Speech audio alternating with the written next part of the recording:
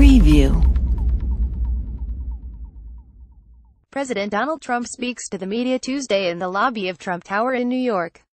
Trump should not be defending or providing cover for white supremacist groups, our editorial board says.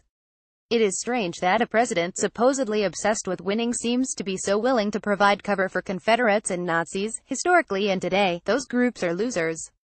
Huge losers. All 11 states that seceded from the Union and the leaders of the rebel government made it clear that they were establishing a new country to preserve the practice of slavery, a system of oppression that is the single greatest stain on America's history. The Nazis believed that a master race of people was superior to all others. They put their beliefs into action on a horrific scale, perpetrating a genocide that has been the horror of the world. When the President of the U.S. seems to support these white nationalist hate groups, he dishonors the millions of brave souls who defended our nation from their hatred. In his reluctance to denounce these hate-mongers, President Donald Trump continues to lead our country into dark spaces that previously were unimaginable.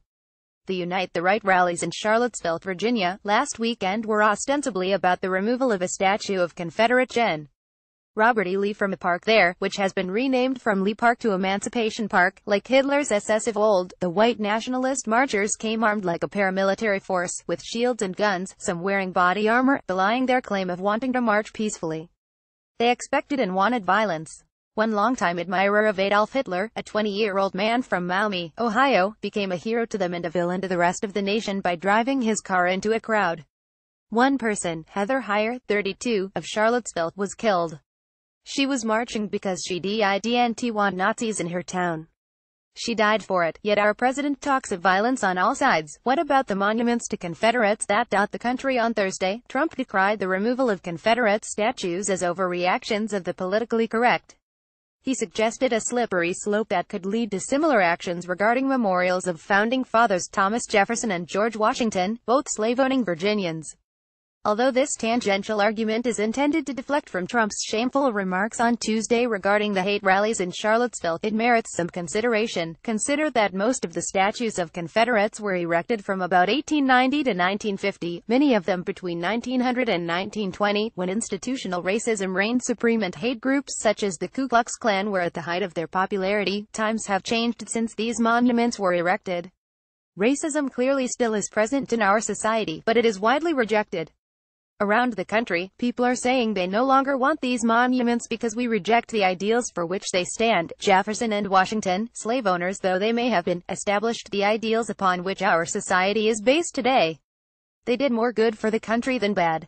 Confederates betrayed our country, and fought against it. Robert E. Lee himself never visited Charlottesville.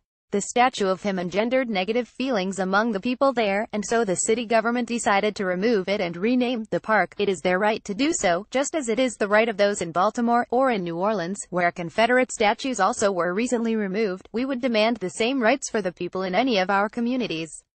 Why does Trump bemoan this again? Because he inexplicably seeks to give cover and comfort to far-right groups such as Nazis, Confederates and Klansmen, all of whom were represented at the Unite the Right rally. In the aftermath of the Charlottesville violence and Trump's infuriating response, Republican Tennessee Sen.